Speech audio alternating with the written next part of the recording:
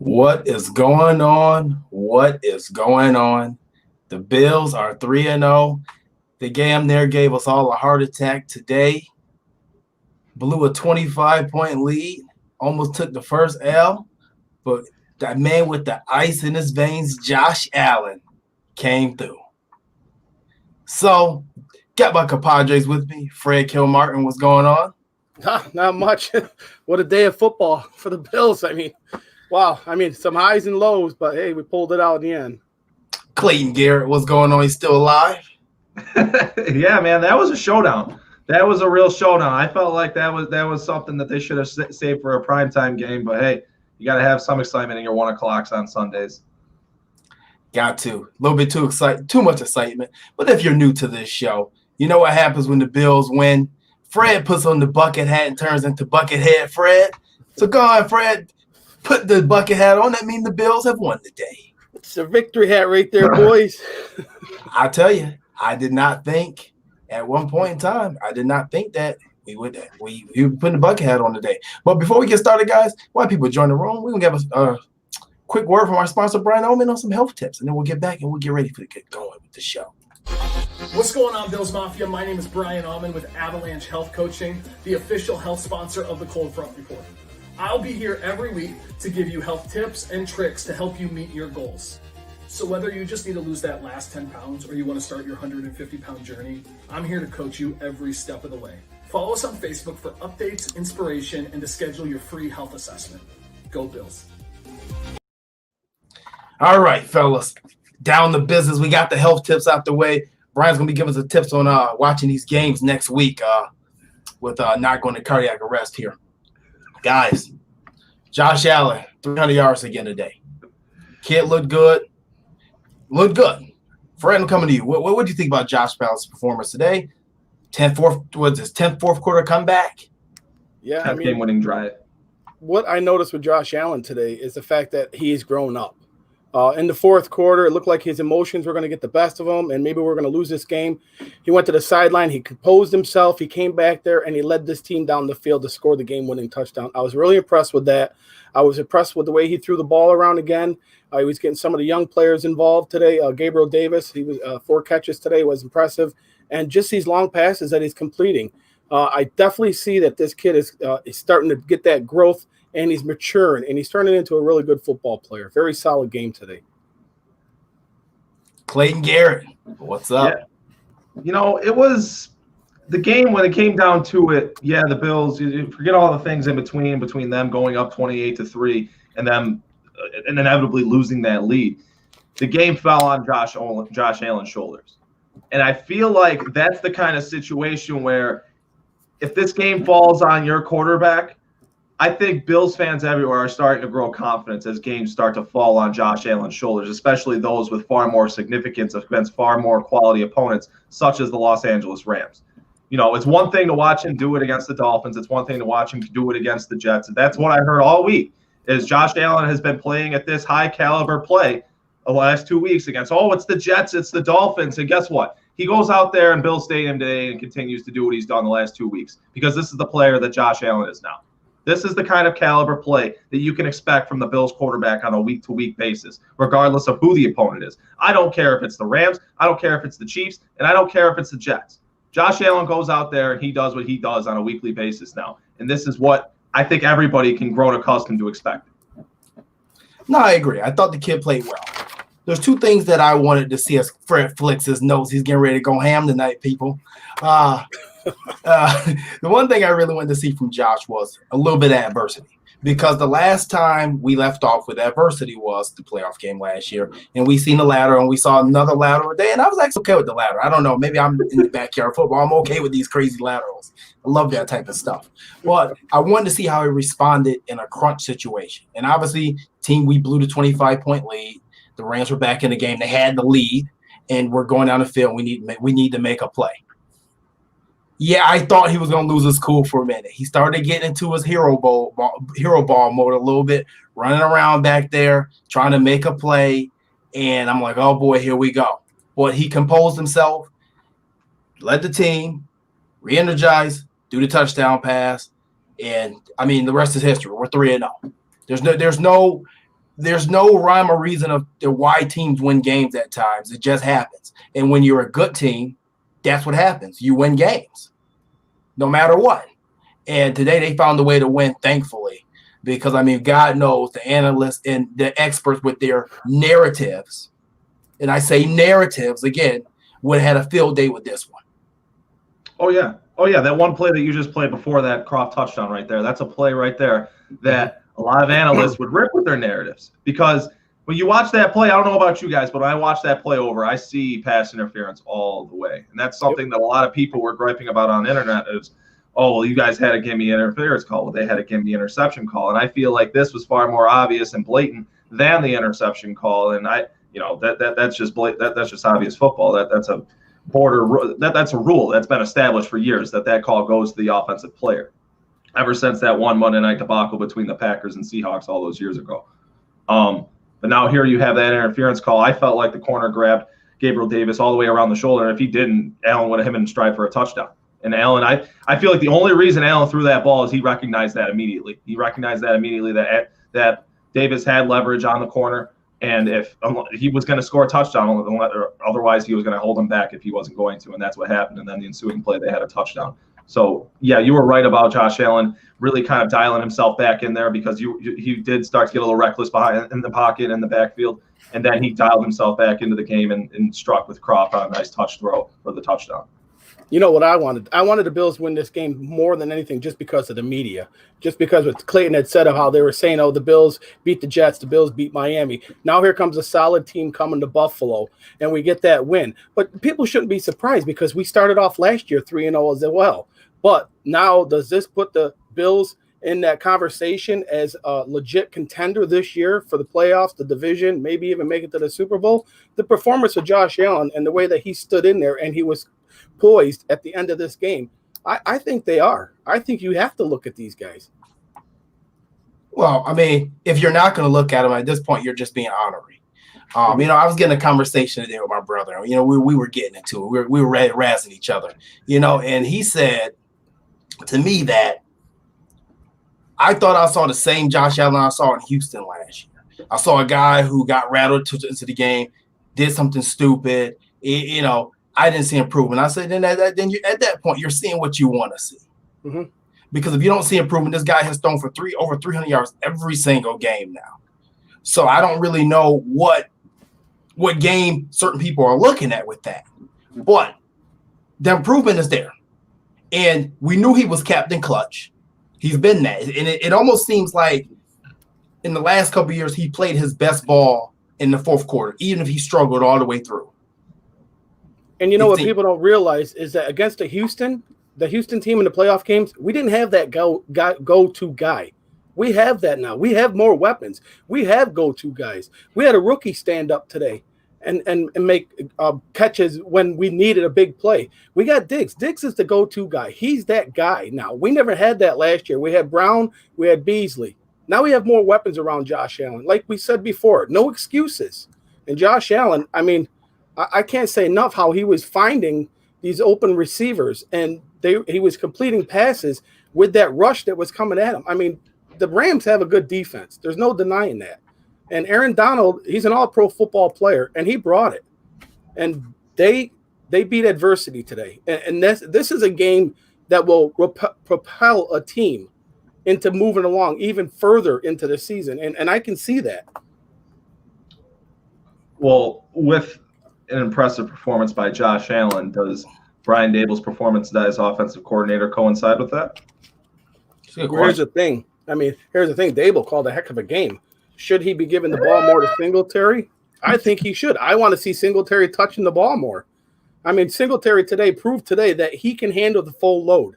But he didn't have as many carries as I thought. I would like to see him right around 18 or 20 yards because he was breaking off yards. He was involved in the passing game, and he was hitting the holes. And I was going to compliment the offensive line until the second half because no one's been talking about this offensive line the last couple of games. They've been keeping Josh Allen upright until the second half of this game. They wore down a little bit. I will say this. There was one play in the second half when the Rams were starting to regain steam. They kept 7 blockers back on a pass play, and Josh Allen still got sacked by Aaron Donald because they schemed him free. And, that's really kind of where my cause for concern comes with this game, because you don't drop a 28-3 lead for no reason. That just doesn't happen. And it happened all of the second half of the third quarter, because the first 8 minutes, that's when the Bills took their 28-3 lead. There was 8 minutes left in the third quarter. And then it kind of just seemed like Brian Daboll packed his shit and said, all right, Leslie, you got this from here, right? That's kind of what it felt like. It kind of. Yeah. And took the foot off the gas. After the Allen debatable interception, it really it felt like Brian Daboll got scared into his old ways, if I will. Because look at how Sean McVay attacked that 28-3 deficit as an offensive coordinator. Look at how he attacked that as a play caller. Because you look at what the Rams have on that side of the field, the offensive side of the ball, they're not going to beat you with Jared Goff stretching the field against you as he hits Cooper Kupp for a 20-yard game. But the point is that's not their bread and butter. That's not what they're going to do play after play and beat you that way. That's not how they like to beat you. They like to beat you with an efficient offense that gets little bits of yards here and there, beat you with their screens, beat you with their running game, and they did that. That's exactly what they did. They stuck to who they were, and they climbed out of a 25-point deficit. However, they never got away from their game plan. They were running the ball. They never got away from their game. They never got away from their game plan, and that's exactly what surged them back in this game. And it's also on the other side of the ball for the Buffalo Bills offense. That's exactly what allowed the Rams to climb back into this game. Was Brian Daboll getting scared and getting pass happy with Josh Allen while you're up 28-3. And it's not a matter of you being incapable of running the ball. Devin Singletary had a hell of a game today. He was partially the Bills' whole offense in that first half. And you just simply decided to stop feeding him the ball because your quarterback made a mistake and there was a bad call by the referees that shouldn't have been made. But regardless, you need to overcome that. And the Bills didn't. And I wouldn't even go as far as to say the Bills didn't, because, yes, the defense needs to make proper adjustments on that side of the ball as well. But that's one of the best offensive lines in football, not just in the National Football League, in the world, over there on that sideline with Sean McVay.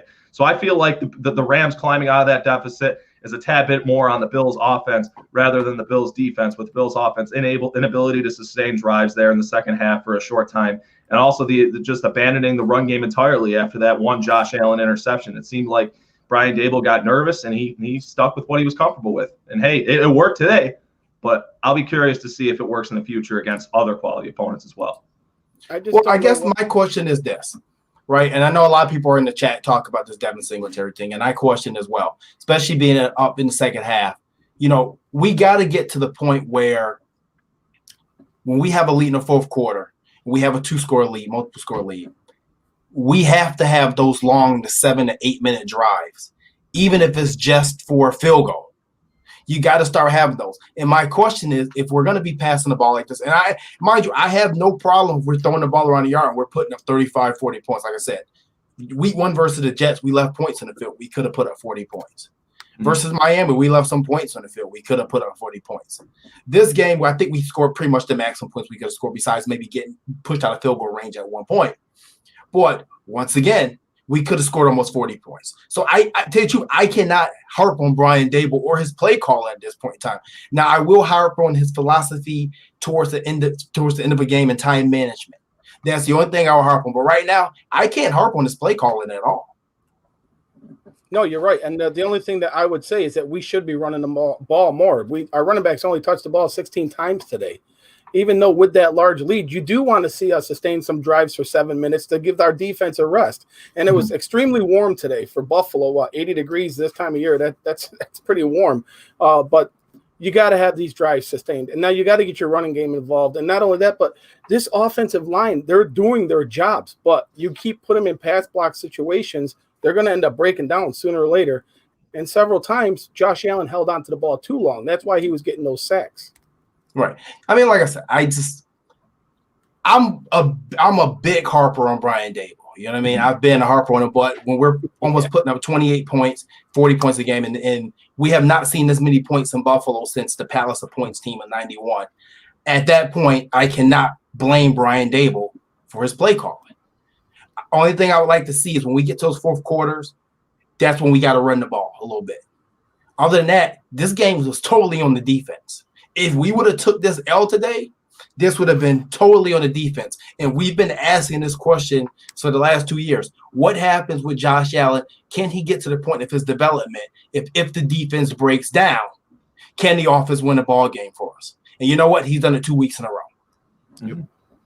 Absolutely. We got to start looking at this defense and find out what's going on. I don't understand why we're not getting this pass rush. We revamped this defensive line. We should be getting more pressure on the quarterbacks. I don't even know what happened to Jerry Hughes today. He disappeared.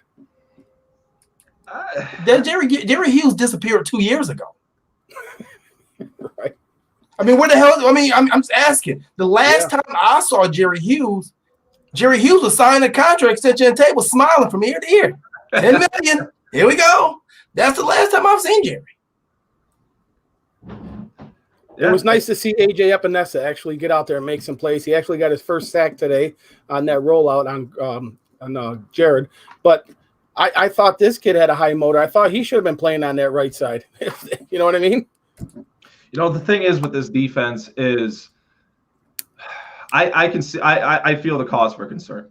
Watching a team go in there it's the Bills' home field. Watching them go in there, 28-point deficit, and I feel like I can kind of say that the crowd would have had a larger impact on this game, and I feel like it would have had an impact on the defense specifically and Jared Goff and that offensive synergy. I feel like it would have definitely had an impact, but there's no excuses for the defense having lapses like this in consecutive weeks.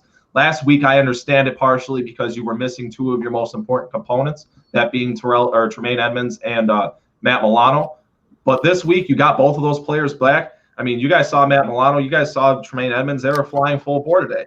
However, it did mostly look like the lapses in the run game. We're also due to poor gap integrity along the interior by players such as Harrison Phillips and Quentin Jefferson and Ed Oliver on some plays, including Tremaine Edmonds being sucked into the wrong gap on play action reads and extended plays and whatnot.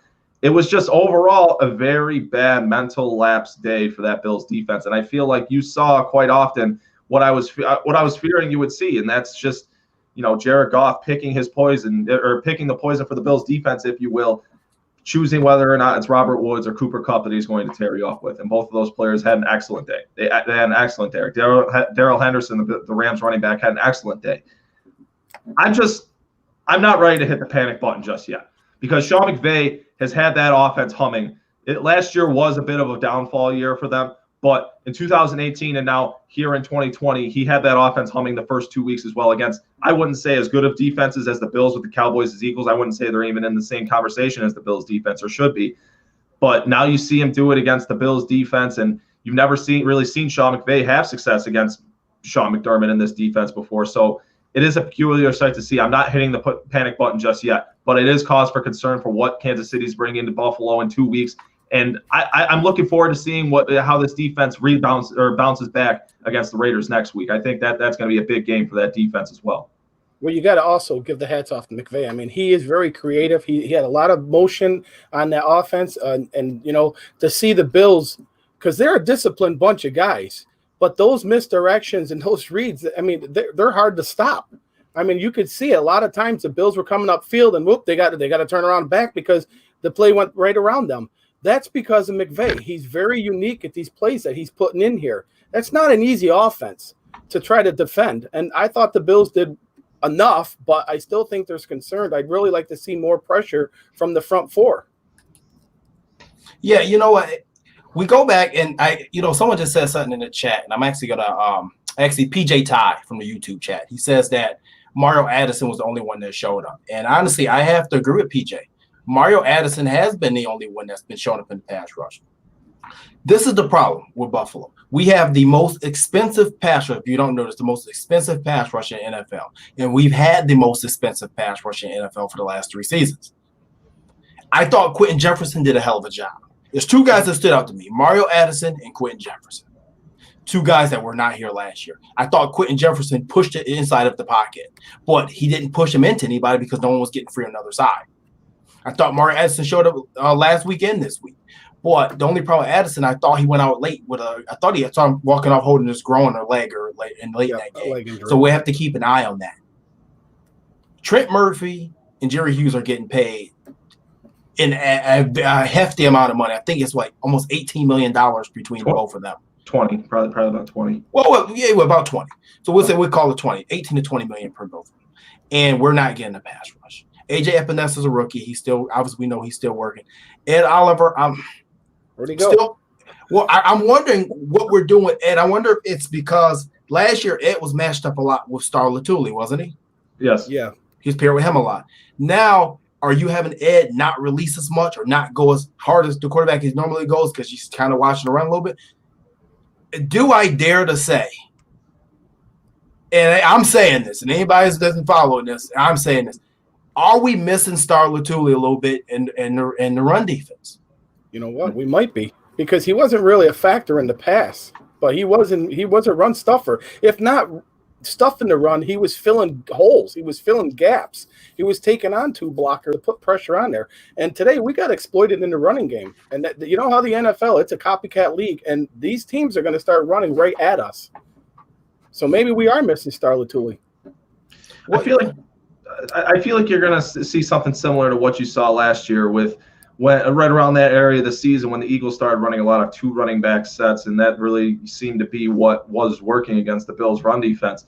And they really hunkered down towards the second half of the last season. But yeah, I'm having the same thoughts you are, Jeremy, and I'm just as reserved with my opinions on Star Latulippe and what he contributes to that defensive line. But you think about it, it's a whole other person in that rotation. They have 5 defensive tackles that can work along the interior with Star Latulippe in that, and with what they want ideally on their roster. But Star Latulippe obviously opted out.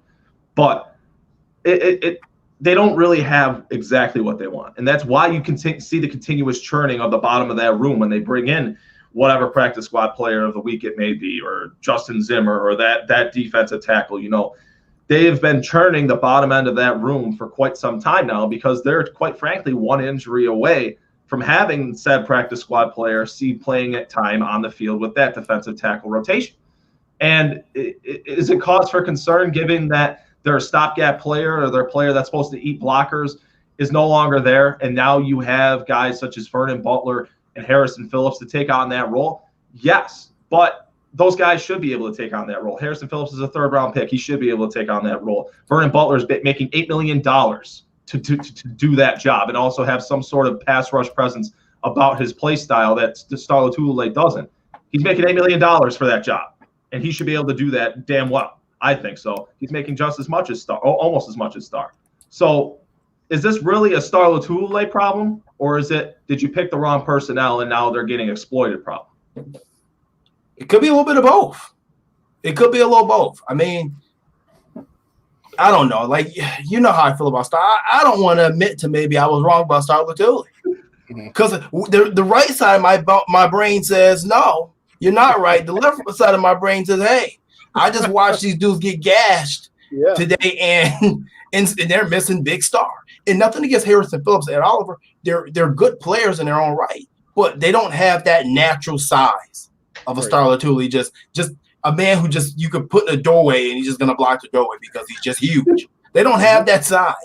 I mean, hell, at this point, I'm ready to, if this continues, I'm ready to call Pat Williams or Ted Washington to retirement. Just take up 2 blockers, Big Ted.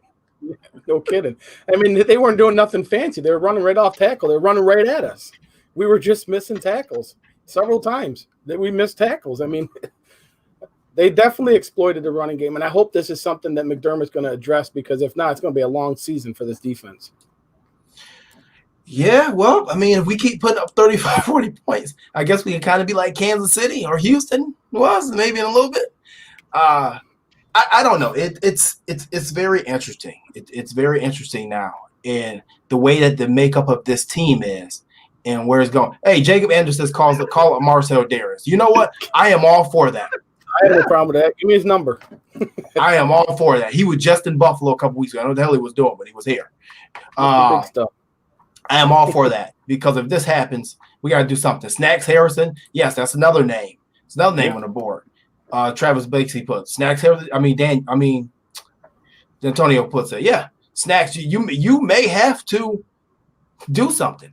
I don't know what's up with Milano and Edmonds, but somebody put in the chat that Edmonds looked a little timid today. I kind of thought so. I think he has an AC joint problem. They never really said what. It was a shoulder injury. Yeah, but they never specified what it was. and I'm assuming it was the AC joint the way it was, the way he's been out and actually able to play. Because anything with collarbone, he probably wouldn't play at all. They looked a little light against the guards without having that the lineman in front of them to take up that block. They were getting pushed around. Mm-hmm. Yeah, that's really where you saw a lot of the pops from Darrell Henderson, where he has that giant lane to run through and he just surges through for a 7.5-yard gain. I feel like that's a lot of why what you saw was happening. It gives the offenses an extra blocker to apply to one of those two talented linebackers that fly sideline to sideline. And when you lose one of them, then you don't really have much room for mistakes with the other one, whether it be him going in the proper gap or him having proper responsibility and what have you. So, and I felt like that was really an area that Tremaine Edmunds was having problems with today, because there were times where Tremaine Edmunds went to meet the runner in the hole and he was 3 yards to the left of where the runner actually cut into. And I feel like there was some rust for Tremaine Edmunds not being able to practice for this game, not being able to have a look at the scouting defense. Or did he only practice full once this week? Did he only practice full? I believe it was full once. Only full once. So both of these guys only practiced full one. No, Milano was twice. Milano practiced full. Red jerseys, yeah, no contact. But still, you're just going through the motions. It's completely different when you get out there on game day. And I keep saying this, but Sean McVay knows how to manufacture a rushing offense. It's actually almost something that's just second nature for his offenses. He typically has really good rushing offenses. You know, that 6.8 yards per carry that Darrell Henderson started the game with, because his first 10 carries he went for 68 yards. That's exactly what they were averaging as a team going into this game, was 6.8 yards per carry in the first 2 weeks of the season. So it's not like this has just been a Buffalo problem. It's not like the Rams aren't doing this to other teams throughout the league. And it's not like the Rams aren't going to continue to do this to other teams throughout the league. It's a matter of Leslie Frazier and Sean McDermott sitting down and identifying why and how these things happen and how to prevent these things from happening in the future against other quality opponents like Kansas City, who have Clyde Edwards-Helaire, who I feel like they're going to look at this tape from the Rams playing the Bills, and Andy Reid's going to be salivating at the mouth of what he wants to do to the Sean McDermott defense after watching that film. So I think it's time to get back to the drawing board and figure out where you made your mistakes and who's meant to be held accountable and how to make sure that this doesn't happen again in the future. I think they'll adjust. I know McDermott, the way he is, I think he'll adjust to it. They did it like JT said. They did it last year. We struggled in stopping the run at the beginning, and then all of a sudden the defense just turned the corner and they started adjusting and stopping the run. But, I mean, if you look at this front four and then you look at the linebackers, that's why our secondary is working so hard. I know people were making comments about Trey White looking off today too, but, I mean, they're running. That's why. I mean, the secondary, Micah Hyde, Poyer, they're all up to the line, close to the line, because the front four is not making that. They're not pushing the pile. They got to start putting more pressure on these quarterbacks. And then it's going to help our linebackers to be able to get into the lanes because they're blocking those gaps. And then the secondary has free reign. It wasn't happening today. We weren't getting that push up front. No, we did. And luckily we came over with a W. I want to talk about this pass interference call. That everybody seems to say, hey, it was poor officiating and it swayed the game.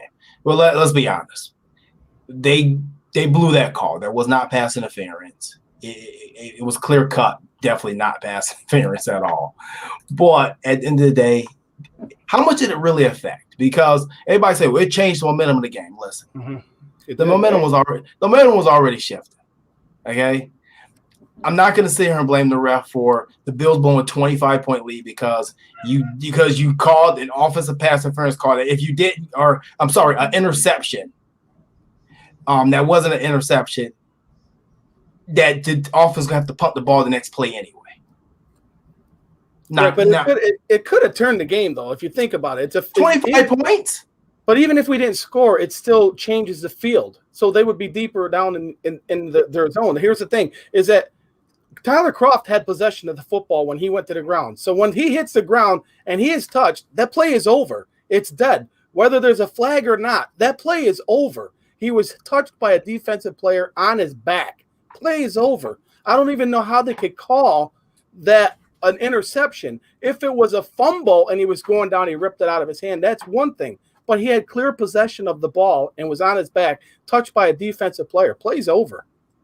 Play's over. No, Jeremy, you said it. I thought of it as this happened. You said your mother always told you if you don't want him to hit you on the head with a stick, then don't give him a stick. Josh Allen should have never thrown that pass. Nope. Shouldn't have. That was a very arrogant pass. That was a very cocky throw. He was about to get lit up in the pocket. He just flicked it over, and Tyler Kroft somehow managed to make sure that, well, he kind of came down with the ball. He shouldn't have thrown that pass. That was in double coverage where two players are there ready to make a play, and one of them made a play on the pass. And was it a bad call? Yeah.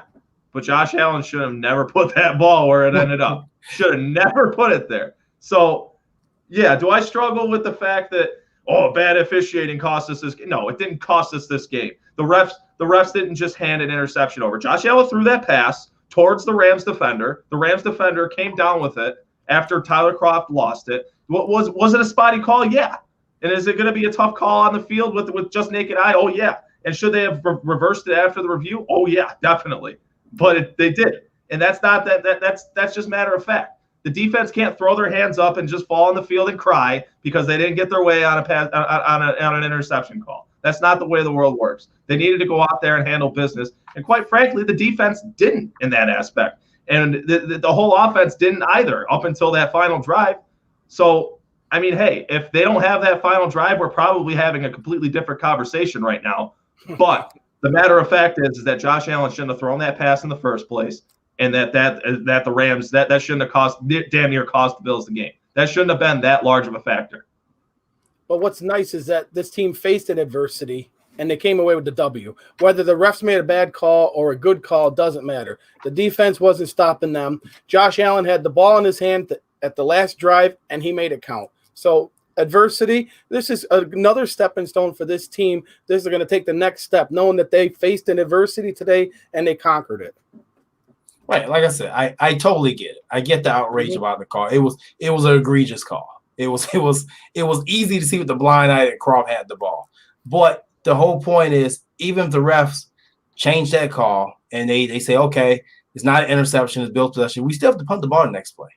Do I think that the Bills still blow the 25-point lead? Hell yes. They were on their way to still blowing that 25-point lead. That interception that was an interception didn't change a damn thing. They were on their way. They were on their way to blowing that lead regardless. The wind was coming in. The stadium was open, and that bad wind that was taking this lead slowly away was already coming. So I miss me with all that. You know, the only thing I was mad about is because I thought we only get those calls against the Patriots. I don't know. I mean, I don't want to spend too much time. You know how I feel about the refs. I don't blame games on referees. You want to win, you go out there, you kick the other team's ass, and you leave it at that. So, I mean, I'm sorry. I'm not hearing the momentum thing either. It was 25-point lead. You're an NFL football team, and you want to be a Super Bowl contender. You don't blow 25-point leads. I'm sorry. Don't care. Because I tell you what, if that was the Chiefs, you blew that lead, you wouldn't have came back and won probably at the end. Just saying. Right. The Chiefs would have been at 45 before this was over. But I want to talk about the performance of Gabe Davis today. Gabe Davis is slowly, he's not even slowly. He's quickly. He's out the box fast. He's making a name for himself. 4 catches today, 81 yards, all 4 targets. He came in. Obviously, we know John Brown went out early with a calf injury. Gabe Davis is NFL ready. He's pro ready. If we needed Gabe Davis to start, I think he could start for us at this very moment. What are we looking at, Gabe Davis? Fred, I'm coming to you. Yeah, I mean, I love this kid. 39 yards was his long one today. He just finds a way to get open. And what's nice is he uses that big body. He's not afraid to use that 6'2" frame, and he high points the ball. I really like what this kid's doing. And I like the fact that McDermott is letting him get some playing time because we do have 3 capable wide receivers on this team. But it's nice to throw that big body in there. And, he was running different routes today, coming across the field. It's impressive. I seen him on the screen. This kid is involved in this offense, and I like what the Bills are doing with him, moving him around that offense. Very impressive. Gabe Davis. I feel like Gabe Davis is starting to become what I felt like Zay Jones was going to be for Josh Allen last season. And that was, going to last year, after Zay Jones had like 7 touchdowns in 2018, I felt like that Zay Jones was going to be the young wide receiver that they groomed with Josh Allen to have a 1-2 punch for years to come. Obviously, that didn't pan out, and Zay Jones is catching balls in Las Vegas now. But you have Gabriel Davis, who you drafted in the 4th round, and I really like his play style. I really like how multidimensional and multifaceted he is with his skill set. And I feel like he kind of walked into that locker room, and it's obvious why he's getting so much playing time. It's because he took to that playbook instantly. He understood that playbook because of the background checking that they do with these guys. They know that he's a smart kid, and he came in there. He took to that playbook. He learned what he needed to learn without any OTAs, without any preseason, and we're still seeing him have these kind of days against quality NFL opponents. I think Gabe Davis has a chance to be a real legit wide receiver in this league, and I think it's very promising seeing him start to get his feet wet in the league while Josh Allen is starting to flourish. And as you see Josh Allen continue to flourish, I think you'll see Gabe Davis grow into one hell of a wide receiver too for the future. You know what Cody Wells says? I think the emergence of Gabe Davis is going to make the decision easier when Beasley and Brown's contracts are up. And this is a conversation that I've had multiple times with multiple people. And I said, this kid was not supposed to be this good this quick, but he is. And we have to continue to remember about this situation here, that after this season, there's no more guaranteed money left in Beasley or Brown's contract. There's no guaranteed money. I mean, you can cut ties for free costs, essentially, no cap penalties, or very minimal with that. Do I think you're going to see one of these guys get moved early? Because I believe Beasley's contract is 4 years, Brown's contract up to next year. No. I think John Brown, if you had to pick between the two, which one stays, John Brown or Cole Beasley? Because of Brown's speed, I think you keep Brown. Well, Gabe Davis is going to be your number 2 receiver sooner than later, and it may be by next year. It would not surprise me at all. I mean, hey, as long as he doesn't hit a rookie wall this season, I think with a potential Super Bowl push, it could be as early as this season at the later stages. Yeah, because it seems like week to week they're getting him more and more involved. I know the first Jets game, they threw him 2 passes at the beginning of the game, and then he disappeared. Then a little bit more in Miami, and then today with the way he was involved. I mean, this kid is a 4th round pick, and you can get some good receivers in the 4th round in the NFL that become stars. I mean, wasn't Stephon Diggs a 4th round pick? 5th, yeah. 5th round pick. So I mean, like you said, it's very interesting times here in Buffalo. I thought Gabe Davis played well. So then we have the other question there, another top performer today, I thought. Cole Beasley came through. He did what he had to do. I thought Cole looked quick. I thought this is the healthiest I've seen Cole since probably about the middle of last season. He saved this game, essentially. Yeah. He saved this game. The 3rd and 22, the conversion. I mean, I guess that was the good Lord's way of paying us back for that 3rd and 20 we gave against Houston last year. So we got our Joe free card. So Cole Beasley, Clayton, what would you think of Cole stepping in for the injured John Brown, stepping up today, and actually Stephon Diggs was kind of shadowed a little bit by Jalen Ramsey for a good portion of the day. Dawson Knox. Cole Beasley steps in, 600 yards.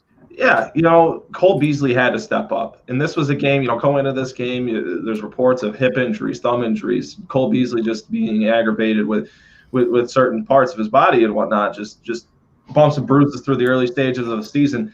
And here you are in the late stages of the game, and Cole Beasley, I feel like when the game is always on the line, when there's situations, whether it's a 3rd down or the play breaks down and Allen needs to, just become a football player, I feel like more times than not, he looks in the direction of his slot receiver, Cole Beasley.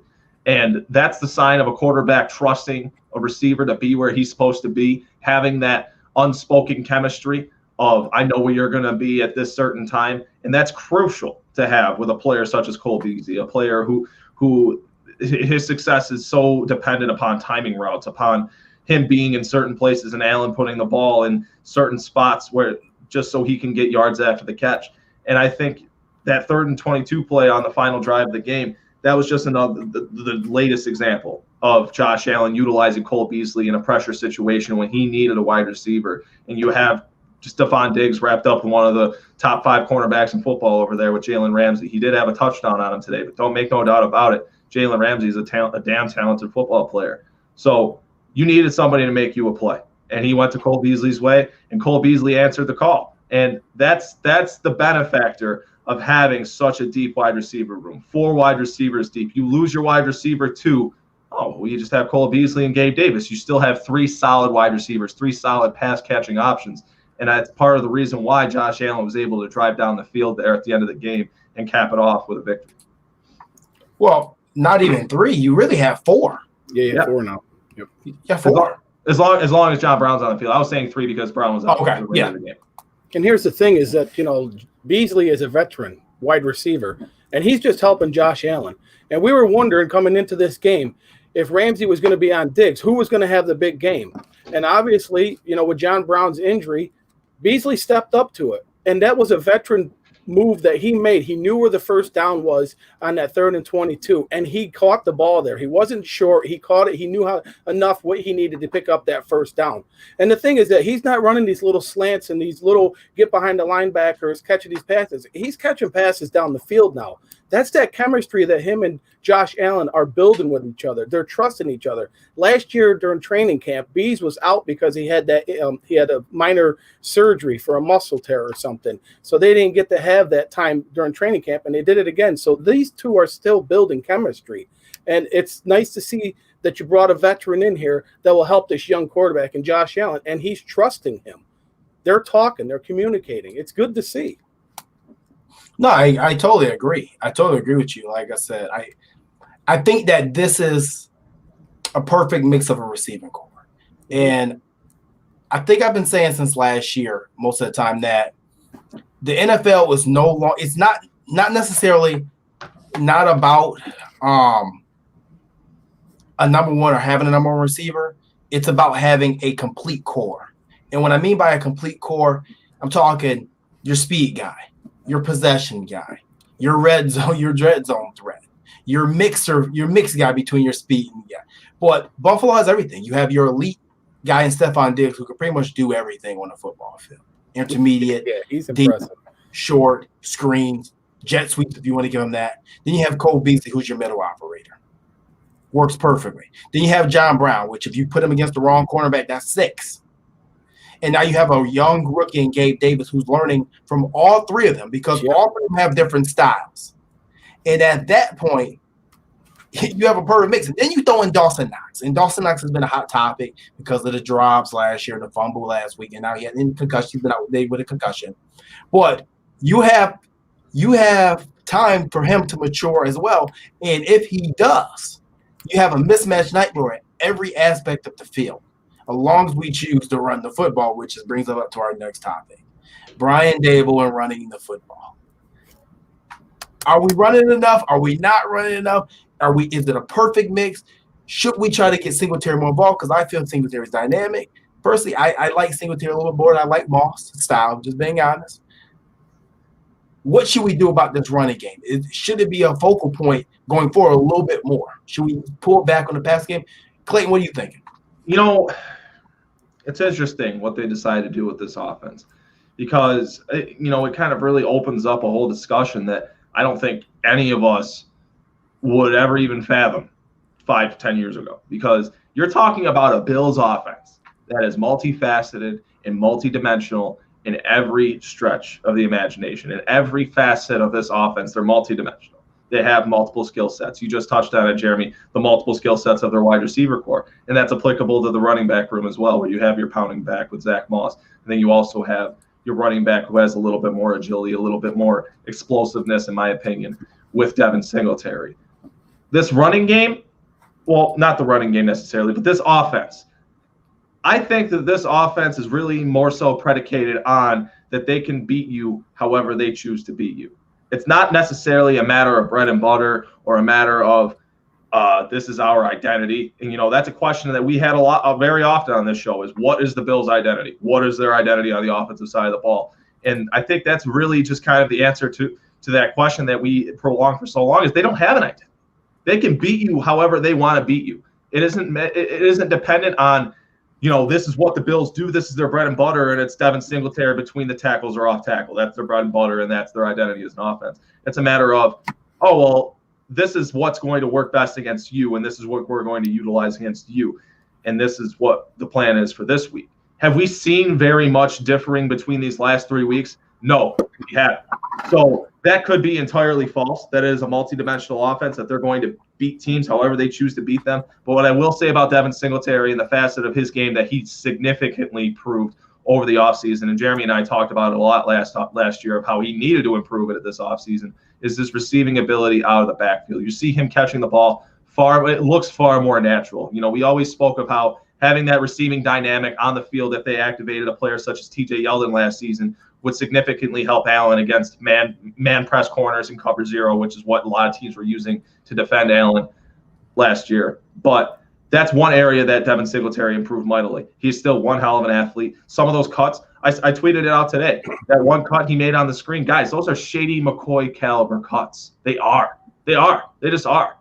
His cuts are very similar to LaShawn McCoy, and I think everybody should be familiar with how dynamic LaShawn McCoy is as a football player and how dynamic he was at his peak. And I think Devin Singletary, he doesn't have that speed, he doesn't have that breakaway caliber, he doesn't have that explosiveness, but he damn sure has the agility. And I love Devin Singletary as a running back, and he is the Bills' first running back. I'm tired of all this noise of Zach Moss being the Bills' lead back because he's not. Because he doesn't have that juice that Devin Singletary has. Does he have that power? Does he have a little bit of ass behind him? Oh, for sure. But he doesn't have that juice that Devin Singletary does. He doesn't have that explosiveness that Devin Singletary does. And, I think this game just was another embodiment of that. Here's the thing that we're looking for, and I think it's a simple thing. We're looking for balance on this offense. That's what we're looking for. I do want to see them run the ball. And like Clayton had said, they can beat you any different way, but I want to start seeing it. Devin Singletary, he is a beast. I mean, those cuts that he was making today, absolutely, he looks like a Shady McCoy, and that's why we were able to get rid of Shady last year, because we have Devin. And I said that this kid, he can carry the load. There's no reason why he can't be more involved. 13 touches today. I really want to see him get up to 20. Then you have a more balanced offense, and it only makes it harder for a defense to key on what you're going to do with that ball.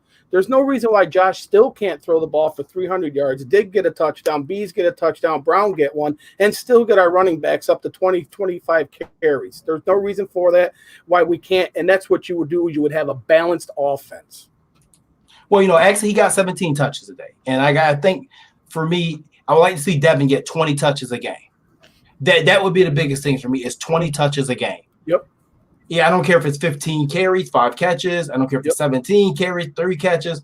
But he needs to get 20 touches because, like I said, he's a dynamic player.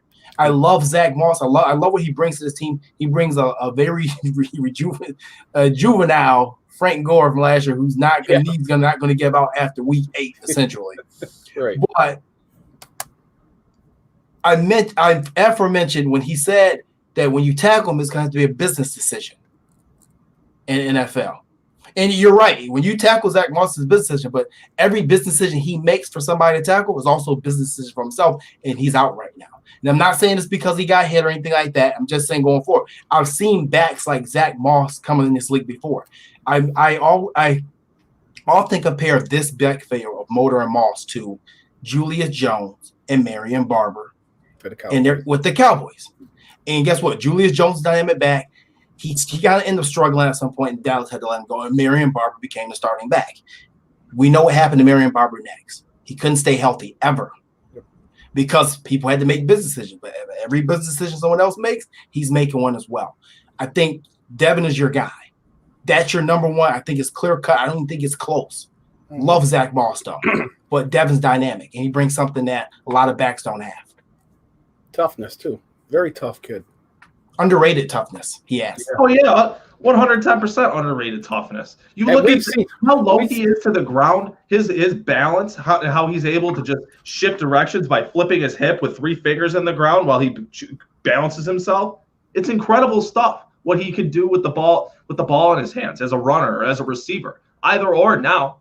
And I 110% agree with you that if this offense, when it is humming, when it is at its peak, I think Devin Singletary is the lead running back, and it's not close. You're 110% right.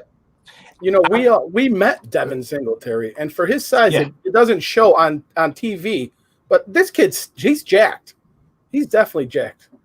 Now I will admit I was a tad bit bigger than Devin when we met. And I was kind of happy. I don't know if Devin is 200 pounds. Yeah. Okay, I don't know if Devin is that 200 that they've been listed or 195. I don't think he is. He might be now. I think he got a little bigger during the offseason. But no, I love this kid. I love his attitude. Yeah. We got to meet him in the offseason. And if you guys get a chance, go back to our page and find that interview with him. What you see on TV is exactly who he is. He's a humble kid, humble beginnings. He is a dynamic playmaker, and I think he's our future at running back. Yep. And I think he's going to be a real good one. And I don't know how long Zach Moss is going to last in this league with the way he plays. He has a very violent style. And that violent style of the running back position, it doesn't last. It doesn't. But I like him. I like the guy. But I guess I just want to bring it up because it almost felt like weeks 1 and 2, Dable kind of gave that. He shunned Devin, in my opinion. And I agree with you, Frey. Yeah, that's the perfect word. Kind of shunned him a little bit, kind of put him on the shelf. But I think that today was a reminder, like, hey, I'm Devin Singletary. They call me Motor for a reason, and I'm here. Yeah, very impressive day. Those cuts, man. He busted a couple ankles today. Yeah, that's the word for it. Yeah, busted.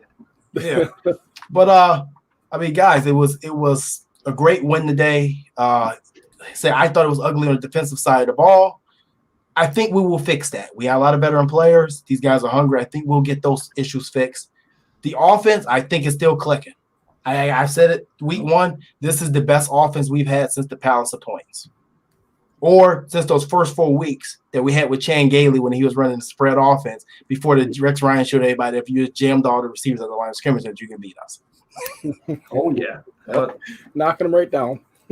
Yeah, I mean, what else we got to talk about tonight? Like I said, we got a couple of minutes here, and let's get to some comments here. You guys are on fire today in the comments. YouTube, Twitter, Facebook, all over the place tonight. Dan was asking about Deion Dawkins. Deion, I believe, finished the game. He walked off the field all cheering and happy, so he seems like he'll be fine. But then he got headbutted without a helmet by Tyler Croft. What? Yeah, go watch that clip. After Croft was so pumped up, he headbutted Dawkins. Dawkins obviously got pissed, but yeah, he headbutted Dawkins without a helmet. So I know that he may be in protocol by now. I don't know. I'm just joking. Hopefully he's not. Just saying he did get headbutted. Tony B says, I love his fight. Face masking was classic. He is the Bobby Boucher of quarterback. Foosball is the devil game. And Allen is Satan himself. Sometimes Josh does some things. I'm like, boy, is there something wrong with your movie? Do the Advangata. For the reference from the Water Boy. But no, I love the kid's toughness. Just be a little bit careful. Let's see. Our man Daniel Garwiz. I remember I got his name wrong last year. I got it this way. Why did Quentin Spain get benched? Opinion on Winters. Clayton, I'm coming to you on this. I have no idea. You've been on Twitter following this thing all day. I don't know what happened. It's weird. It's really weird because we started today and Matt Perino kind of broke it. He said that Winters will be getting the start at right guard and Ford will be going to left guard. And I loved what I saw from Cody Ford playing on the left side of the offensive line. And I think that's kind of consensus. That should be well known because make no mistake about it, Quentin Spain is a left side of the offensive line football player. However, if the Bills' offensive line, their best combination features Ford, more Spain Winters along the interior, then that's what they're going to roll with. Yet, if they want Cody Ford playing right guard or they want Quentin Spain playing at left guard, that's the only spot he's going to play on that offensive line is left guard. That's what it's going to be. Is Cody Ford's going to move to the right side? Darrell Williams is your tackle right there. But it's kind of interesting because I saw people talking about rotation. There was no rotation today. There was no rotation that we saw towards the end of the Miami game where those three along the interior were rotating on the left and what have you. Quentin Spain just straight up did not get a snap today. And yes, this is where I struggle because it's the best defensive lineman in football, Aaron Donald. He had 2 sacks today, and one wasn't even given up by Brian Winters, but one of them was. Quentin Spain didn't let up a sack last year. Do I think that might have been a mistake, and do I think that the Rams were going to exploit a mismatch along the interior no matter who was in there, whether it was Spain at left guard, Ford at right guard, or Spain at left guard, Winters at right guard, or what they did today, which was Ford at left guard and Winters at right guard, did I feel like they were going to exploit a mismatch no matter what the Bills sent out there? Absolutely. Is it a good look that Brian Winters gave up a sack in this game where he was one-on-one with Aaron Donald, which shouldn't have happened at all? I think that was a miscue by based on schematics. Aaron Donald should never be blocked solo, let alone when he was being blocked by a guy who's been with the Bills for 6 weeks now, it feels like. It's weird because then Quentin Spain's on Twitter, and he's kind of just. I don't feel like it's. I feel like it's more so you can allude to it or it's implied with kind of like the separative attitude that he's having because he's tweeting at Cody Ford, "Good game, bro. I'm proud of you, and proud of my guy. Good game from the guys and stuff like very separative things he's being said. I could be reading too much into it. It could just simply be the Bills benching an offensive lineman because they felt like they had better opportunities with the 5 that they sent out there. And everything's fine with Quentin Spain, but Quentin Spain re-signed here to be a starter. And I can assure you that Mr. Undrafted is not happy, and he's carrying a chip, the largest chip that he could on his shoulder to practice on Tuesday. Whatever happened, it was right before the game started because Fox actually announced him as starting as left guard. It was right there. They said, you're starting 5, and he wasn't there. It was Ford. So something happened. I wouldn't say it was something directly before the game. I think these some sort of decision being made just before the game. It had to be something. I mean, because the way this was reported, I don't know what went down, and who knows if we're gonna get any of that information out of one Bills drive. Because getting anything out of that, you'll have to have the Patriot Act. I couldn't find his Instagram anymore either. If someone could find his Instagram been deleted for a while. His Instagram's been deleted for a while. Quite a while. Okay. Yeah, his Instagram was deleted last year, but I don't know. It's very interesting. We do have a separate live video which does not have the comments, but I'm going to go off a couple comments here. Wesley says, I'm going to try to get your name right, Wesley. I am not Alex Trebek, but I'm going to try. Wesley's Kukendo says, the problem with the defense again today, same as last year, gap integrity. Milano and Edmonds both over pursuing, ended up out of position. I agree. Ray Cruz says, Teron Johnson play just sped up Norman's return. Your opinion. All right, we'll go around Hornets. I guess I'll give my opinion first. I don't think Josh Norman affects Teron Johnson at all. No. Because I saw another group post this morning and said, should we put Teron Johnson to be number 2 corner? Teron Johnson is strictly an inside corner. He is not a boundary corner at all. It's not what he is. He's a strictly an inside guy. Does Levi Wallace play? Speeds up Norman's return. Well, whether it's fast, it's slow, it's an immediate, it's mediocre speed, whatever type of speed it is, whenever Norman's ready, he's going to be the number 2 corner. Yep. But I thought Levi Wallace had a great game today. He had the interception, he bounced back, and he had 9 tackles. So, he jumped the route. Aside from the interception, what did he do? 9 tackles and an interception. Cooper Kupp handed that dude his ass today. I'm not hearing nothing about Levi Wallace having. Well, he struggled against Miami. He turned it around in this game with that pick. That it was just. I like Levi. Play that he made on a ball thrown by a bad quarterback. That's kind of my opinion on the interception. To be quite honest with you, and I don't know, dude.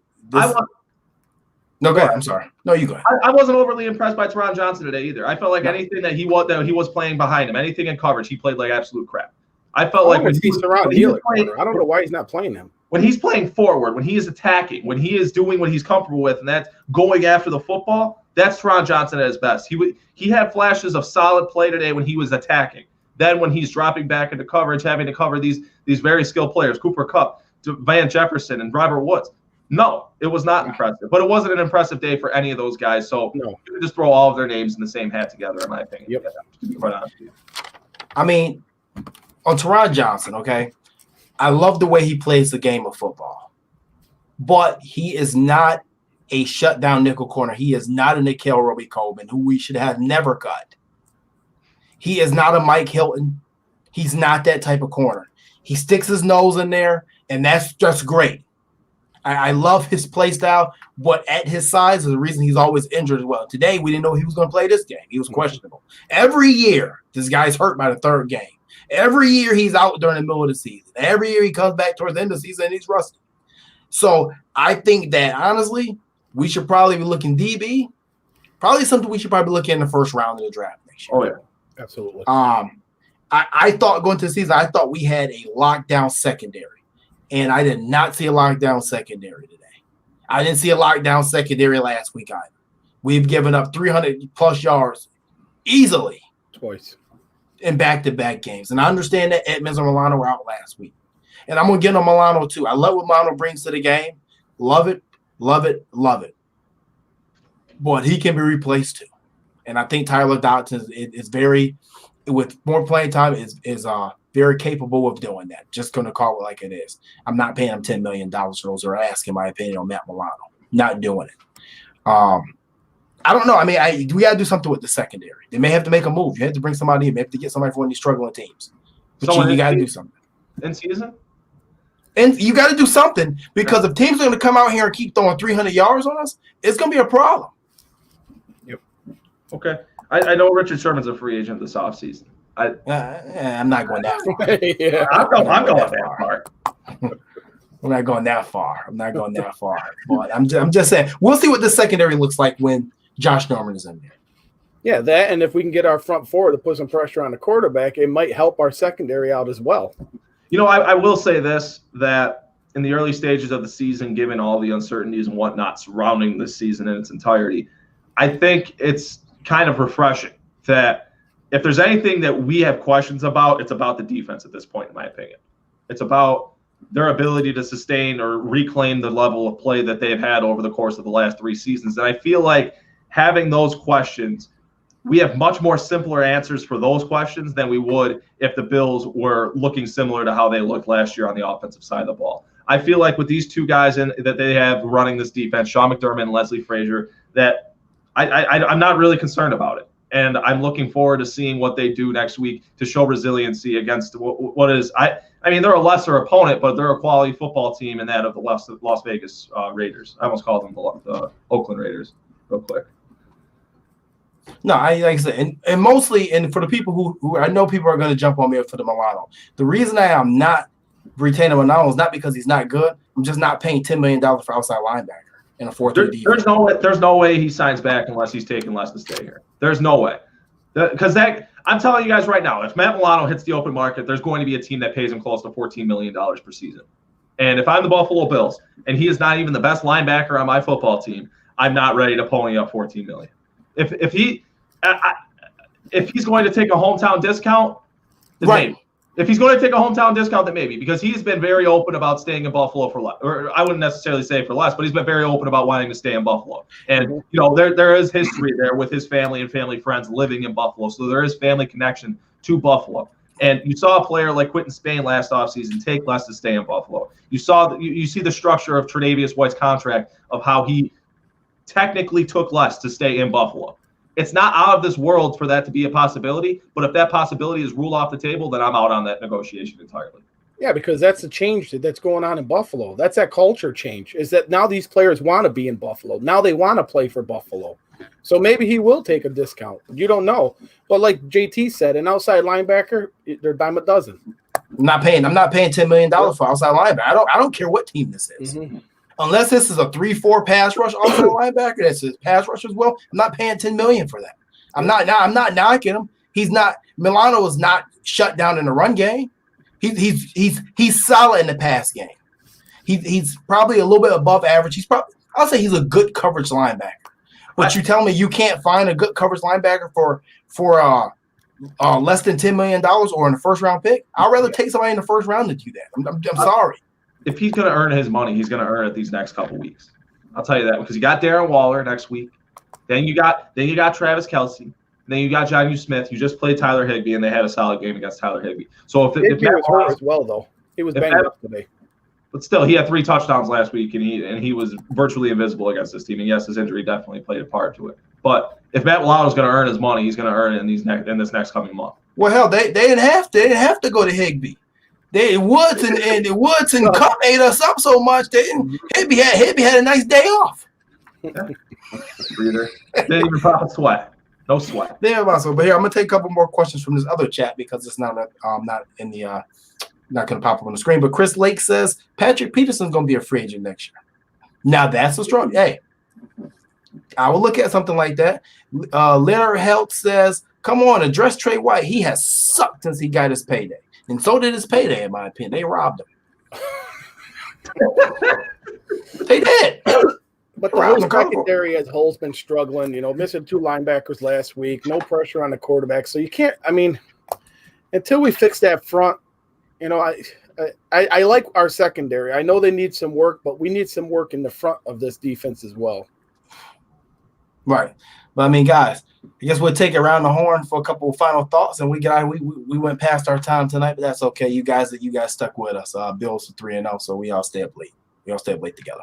So, Fred, I'm coming to you. What's your final thoughts for this game? My final thoughts is Jalen Ramsey 0-2 against Josh Allen.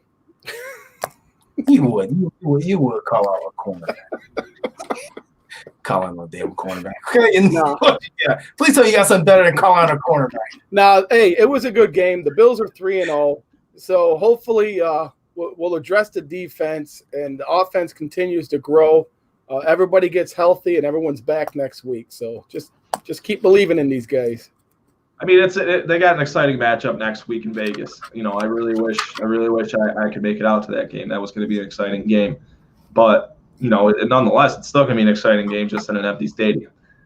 And it's one hell of a matchup. And be sure to stay tuned in as we break down this matchup for you this week. And we have the most engaging content you can find on the web. Be sure to follow us on Twitter at Colefront Report and as well as on Instagram at Colefront Report _Bills News. And hey, if this is the first time you're coming across our Facebook page, be sure to like our Facebook page. You'll get a notification every single time we go live. And we do have live shows throughout the duration of the week. Don't miss Tuesday, the Overtime Podcast, second edition. We'll be back this week. We'll recap this Bills victory, and we'll also talk about the matchup they have next week with the Las Vegas Raiders. And then, of course, you definitely don't want to miss Jeremy Turner Montgomery going live with Lorenzo Alexander. That's always an excellent show, Thursday night, 9:30 p.m. And hey, don't miss the Yak Podcast as well, as with JTM and James Mallory. There's always content coming out here. We're always busy. All of us are always busy, always behind our desks, always working away. So you guys have the best Bills coverage out there. Right. And don't forget, like I said, you got Saturday Night Tailgate with Mookie Hawkins as well on Saturday. So Don't forget that. But if you guys are not tuning in to the Thursday night show with Lorenzo Alexander, I know Thursday night football is on, but I know I'm going to start playing on Fridays too as well. If you guys are missing that show with Lorenzo every Thursday, I don't have to do much. Lorenzo sits there and he gives you the breakdown of the offense, the defense, the scheme, the coaches. I mean, like no other. This is probably the best insight I've ever seen or even heard just sitting there. And I'm doing the show with the guy. So you are not going to miss that show. If you don't catch it on Thursday night, because Thursday might be tough with Thursday night football, stuff like that, catch it on Friday. I'm going to start replaying on Fridays at 9 p.m. as well. Other than that, I mean, guys, the Bills are 3-0. Josh Allen is looking the part. I don't think we can ask anything more from this offense. I can't even harp on Brian Dable too much. I just want to see him just have those long drives at the end of the game and run the football and kill the clock. Just like he did when he was in New England, or not he did, but when he was in New England, they did it. You will have a 10-point lead, and you will see that drive with 12 minutes left, an 8-minute drive to get a field goal and kind of kill the clock on the guys. So I would love to see him do that a little bit more. But other than that, the offense is great. I think the defense will get their miscues fixed. It could be lack of execution because of lack of training time. We've seen a lot of 300-yard passes. We've seen a lot of points going up on this board early in this COVID-ridden season. So that could be a thing. Didn't really like the fake boo crowd noise. Can we get rid of that? That was just kind of strange.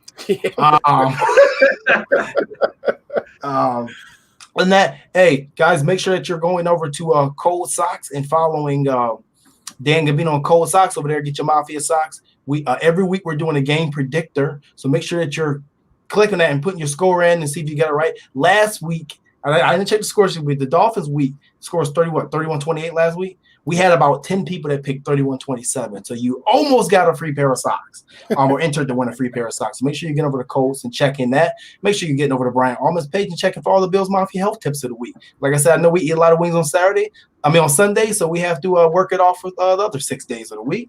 Make sure you're tuning into all our podcasts. Follow us on Instagram, Twitter, Facebook. Make sure you're checking our great articles. We are going to be teaming up with Avalon Media Group in the near future, and you're going to see a brand new Colefront Report interactive webpage coming. Stay tuned for that in the next month. But hey, guys, as always, thank you guys for tuning in. Your great comments. Whether you agree, you disagree, it's great. We love it. It's a lot of smart fans out there. A lot of smart fans, and we just want to say Thank you guys for tuning in and watching. And 3-0, guys. 3-0. Let's go. 3-0. Let's go. That's it. Other than that, guys, have a good night. Stay safe. Go Bills. And someone asked if we would have fans for Kansas City game. I think we are going to have some fans for Kansas City game. That's be the first game Buffalo have fans. I won't be there, but somebody will. I'm hoping. Oh, well, you take your ass up there. Good night.